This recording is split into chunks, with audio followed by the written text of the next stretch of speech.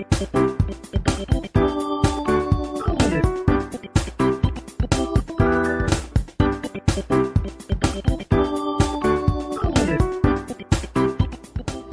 João capítulo 19, tá bom?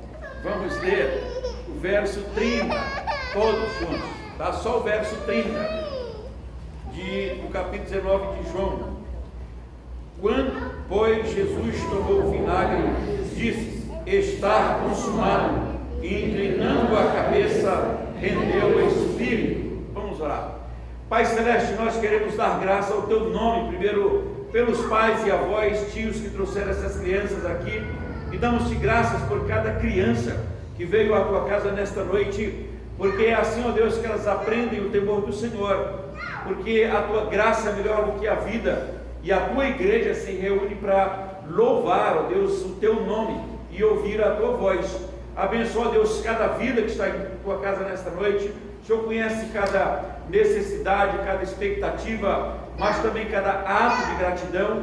Imploramos para aqueles que estão enfermos e por nós que aqui viemos, que possamos juntos ouvir a Tua voz e louvar o Teu nome pelo que Tu és e pelo que tens feito na vida de cada um de nós, e que estas crianças mais uma vez ouçam e aprendam o temor do Senhor, que as Tuas professoras sejam, ó Deus, usadas por Ti, e que, ó Deus, falem da Tua palavra, do Teu perdão, e que cada um de nós possa ouvir e entender a Tua palavra, em nome de Jesus. Amém.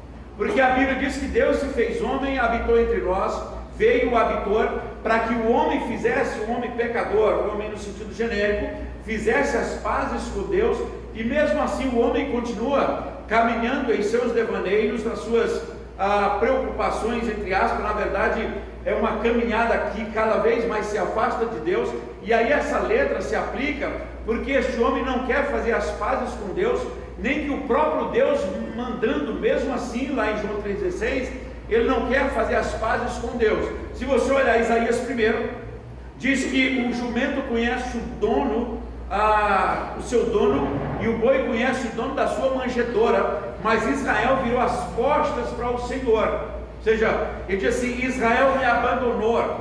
Você vai para Romanos 1, a partir do verso 18, ele segue na mesma direção, que diz que eles, tendo virado as costas para o Senhor, inculcando-se por sábios, tornaram-se loucos e desprezaram o conhecimento do Senhor. E aí ele vai descrevendo, e você pode ler até o final de Romanos 1, que vai ver que esse ser humano, ele continua caminhando o contrário do que Deus estabeleceu, do que Deus quer, do que Deus pede, do que Deus espera, mas ele caminha no sentido contrário a Deus.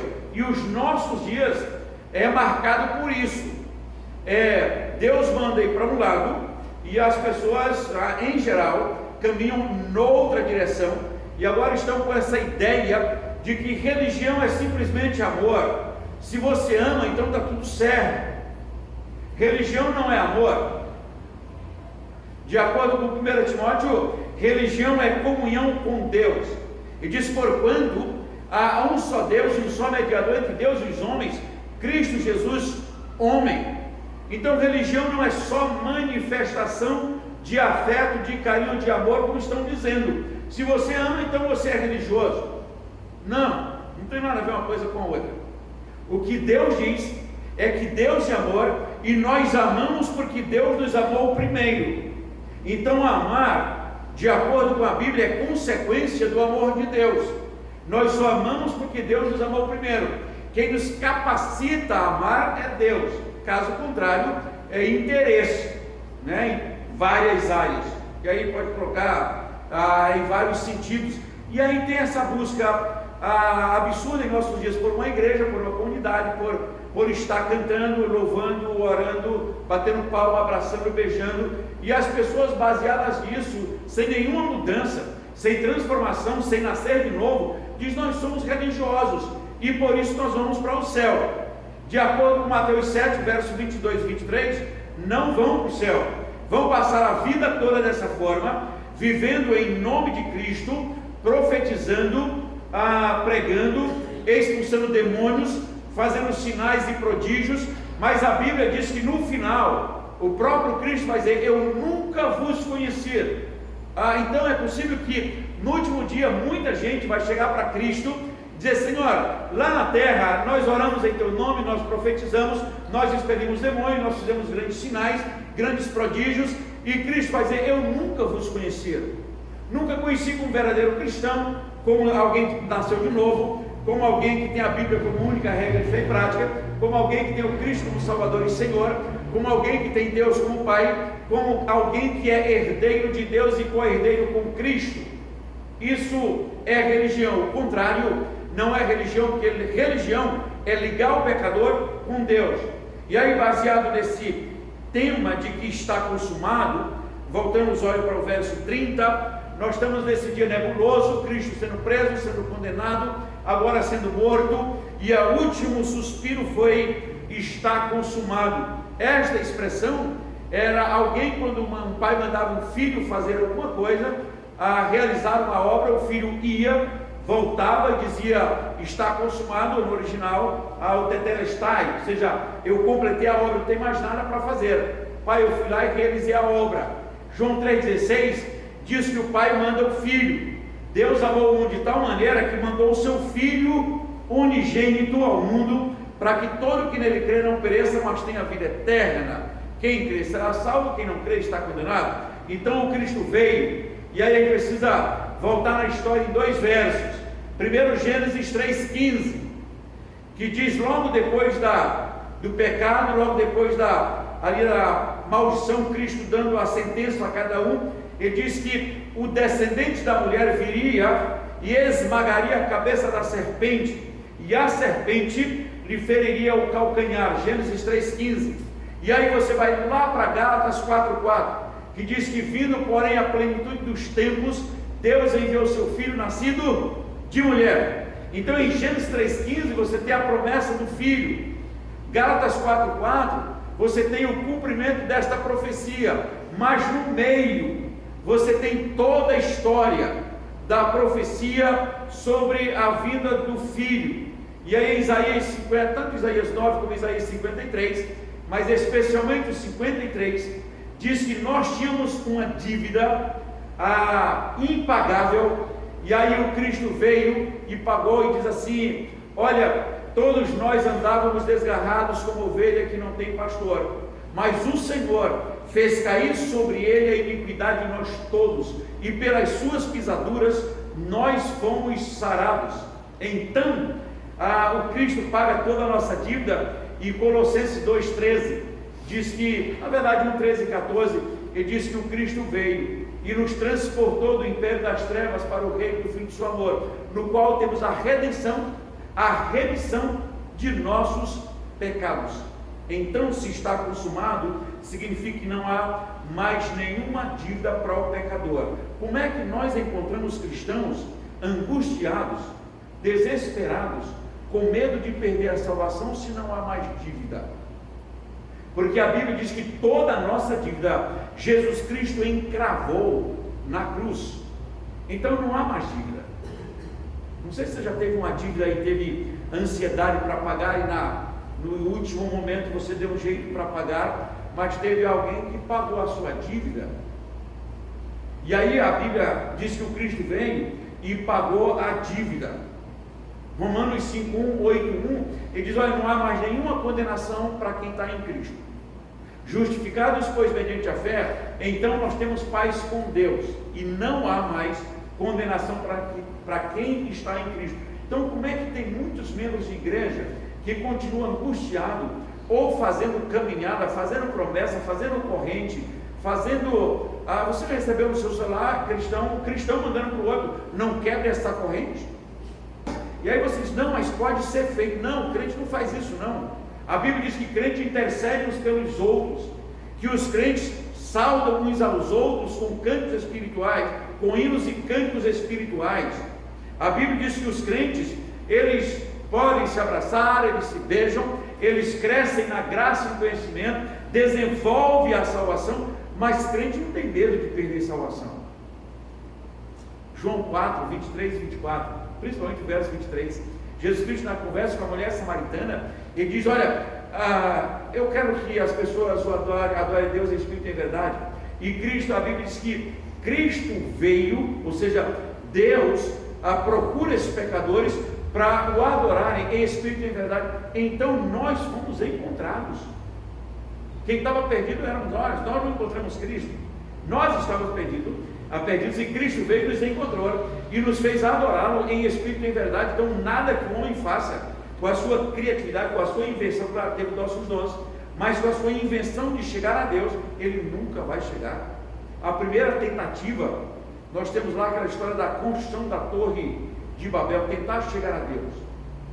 E muitos hoje também tentam chegar a Deus por meio de várias formas, seja pela cultura, seja pela a sua super religiosidade.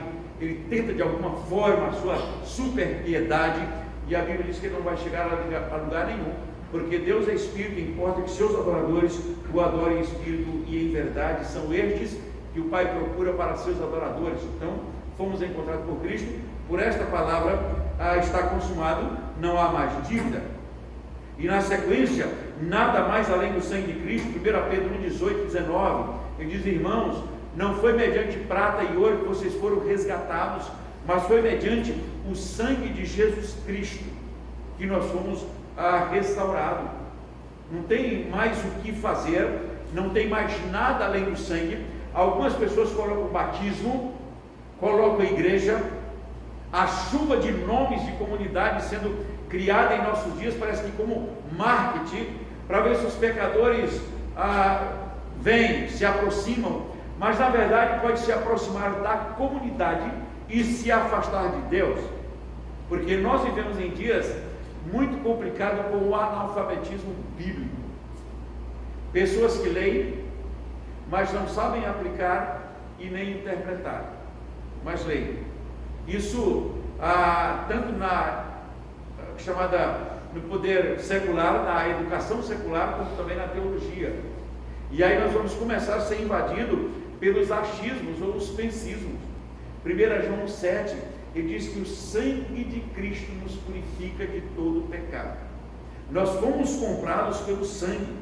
Religião, o cristianismo, ele quer pegar o pecador e transportá-lo para o reino de Deus. Nada além disso. Quando Colossenses diz que o Cristo veio e nos transportou do império das trevas para o reino do Filho do seu amor, no qual ele diz que nós temos a redenção e a remissão de nossos pecados. Nós somos redimidos, pegos de volta e fomos perdoados. Ele diz: então nós fomos transportados para o reino de Deus. E ele disse: lá nós temos segurança perpétua, absoluta, porque nada poderá nos separar do amor de Deus que está em Cristo Jesus, nosso Senhor. A Bíblia diz: olha, aquele que vem a mim, nem a morte, nem o demônio vai me afastar. Como é que tem cristão dizendo assim que caiu da graça e foi afastado?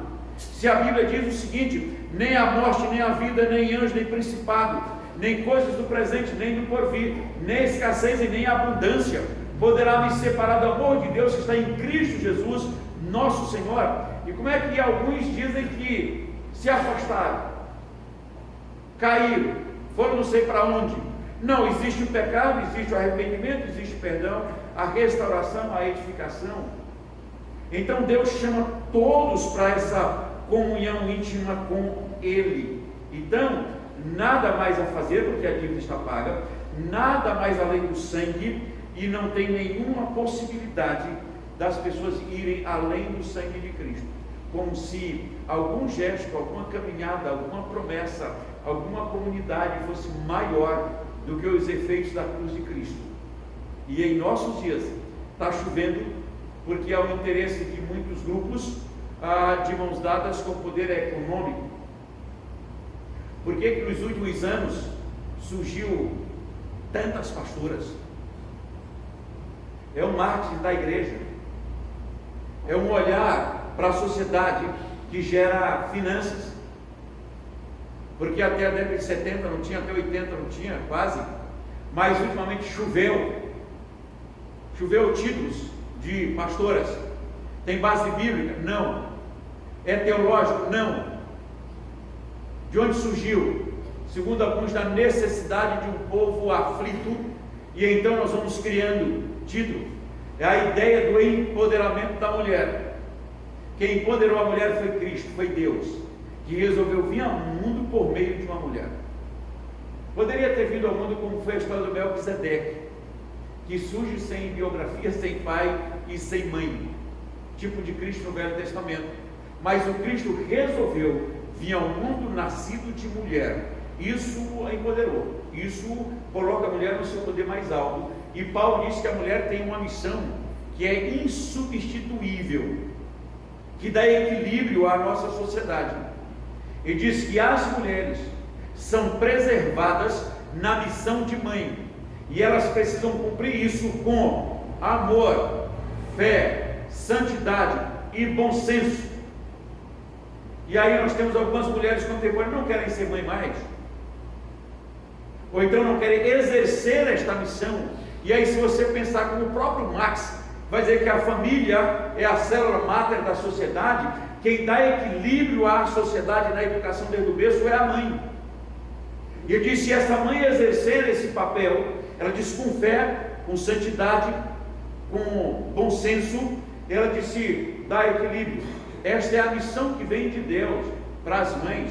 Mas tem algumas abnegando esse papel, tentando mudar o papel a qualquer custo, por influência do instante presente. E aí nós temos essa confusão em nossos dias, porque os mais velhos, as mães bastavam olhar, não é isso? E hoje as mães falam, o que está acontecendo? Os pais falam, os filhos estão nele também. Então tem alguma coisa errada que precisamos voltar os nossos olhos para a palavra de Deus. Claro que há exceção, mas o que o apóstolo João registra é que o ministério de Cristo foi completo.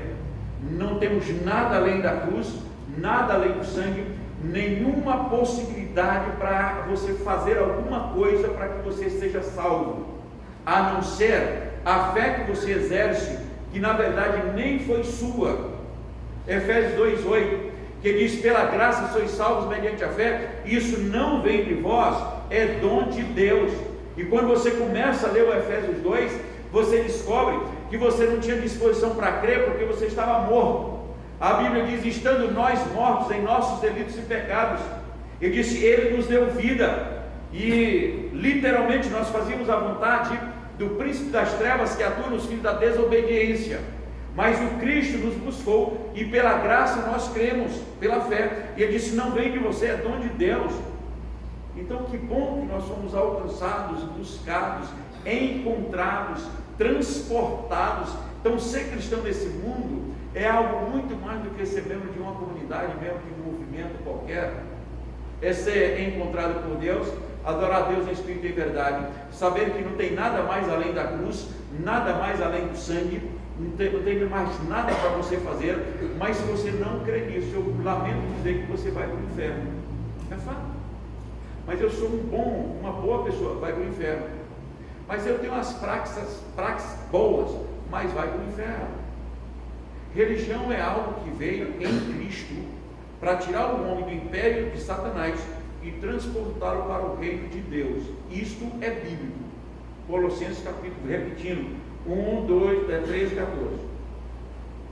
Não é outra coisa, não é só nos alegrar. Claro que nós nos alegramos, é bom a igreja estar reunida, é bom e agradável. A Bíblia diz que o Senhor ordena a sua bênção e a bênção para sempre, mas vai muito mais do que essa euforia que nós estamos vendo pelo mundo afora. Religião vem do coração de Deus para o coração do pecador, evitar que este pecador vá para o inferno, e aí se literalmente transforme, né? Porque ele nasce de novo, e aí ele vive uma vida feliz no mundo, porque ele é sal da terra, porque ele é luz do mundo.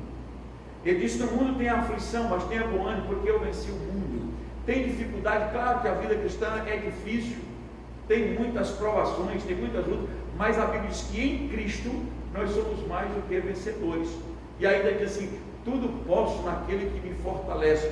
E antes de Paulo dizer isso, ele disse: eu aprendi a viver contente em toda e qualquer situação. Por isso, tudo posso naquele que me fortalece.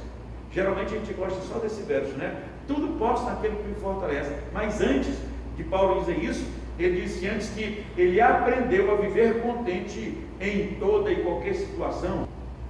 Mas a Bíblia está dizendo que o Cristo te encontrou morto em delitos e pecado e transportou do inferno das trevas para o reino do Filho do seu amor. Agora você canta, agora você santifica, agora você glorifica, você dignifica, você exalta Deus e tem a palavra de Deus como única regra de fé e prática. A única coisa que você pode fazer hoje é crescer em santidade, desenvolver a salvação, porque a fé e a salvação está garantida na cruz e no sangue de Cristo, e não tem nada mais além disso. Se você olhar 1 João 2, do verso 7 de 1 João 1, do verso 7 até o verso 2 de 1 João 2, tem algo interessante. Ele diz que o sangue de Cristo nos purifica de todo pecado. Aí quando ele começa o capítulo 2, ele vai dizer o seguinte: irmãos, estas coisas estão escritas para que vocês não pequem. Mas como todavia vocês pecam, então nós temos um advogado junto ao Pai, Jesus Cristo, o justo, e Ele é a propiciação pelos nossos pecados.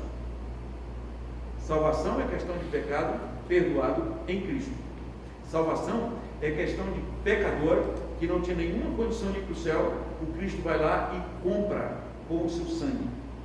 Então, o Pai faz o plano de salvação na chamada economia divina. O Pai faz o plano na Trindade Santa, Deus Pai, Filho e Espírito Santo. Na mesma ideia de façamos o homem a nossa imagem e semelhança, Deus Pai, Filho e Espírito Santo resolve o plano de salvação. Deus faz o plano, Jesus Cristo executa, e o Espírito Santo aplica no coração do pecador. Quando a Bíblia diz que o Espírito Santo é que convence o pecador do pecado, do juízo e da justiça. E o Cristo como Filho vem e paga e diz: está consumado. Pai, volta para Deus assim: a obra que eu vim fazer, eu já fiz. Então ele volta para o céu na ascensão como missão cumprida. Ele veio e cumpriu. O Espírito Santo aplica, e o Deus continua amando e chamando o cara pecador para o adorá-lo em espírito e em verdade, só por meio de Cristo e pela ação do Espírito Santo. Que Deus nos abençoe. Amém. Vamos ficar em pé, irmãos, vamos orar ao Senhor. Pai Santo, mais uma vez nós queremos dar graças porque a Tua palavra é viva e eficaz, e damos-te graças, ó Deus, porque pela Tua ação e pela ação do Teu Santo Espírito nós cremos em Ti, cremos em Cristo, cremos nos efeitos da cruz, cremos no sangue de Cristo, e nós somos gratos a Deus porque o Senhor nos encontrou e nos fez Te adorar em espírito e em verdade. Fica, pois, ó Deus, conosco, nos deu a noite de paz, uma noite de descanso, continua abençoando, restaurando, recuperando os nomes de nossas irmãs e irmãos que estão enfermos, que sejam curados em nome do Senhor, e cada um de nós, ó Deus, que veio nesta noite, possamos pensar, ó Deus, nos efeitos da cruz, mas também nos alimentarmos das consequências da cruz, porque a Tua graça é melhor do que a vida, por isso nossos lábios Te louvam. Fica, pois, ó Deus, com cada um que vem à Tua casa, ajudando a crescer na graça, no conhecimento, e sendo extremamente, ó Deus, gracioso e, ó Deus, restaurador na vida de cada um deles. E assim a Tua bênção eterna e soberana, a presença de Cristo, Senhor, e a paz de Deus que excede todo entendimento, e a comunhão do Espírito Santo seja conosco e com todo o povo de Deus, hoje e para sempre. Amém. Amém.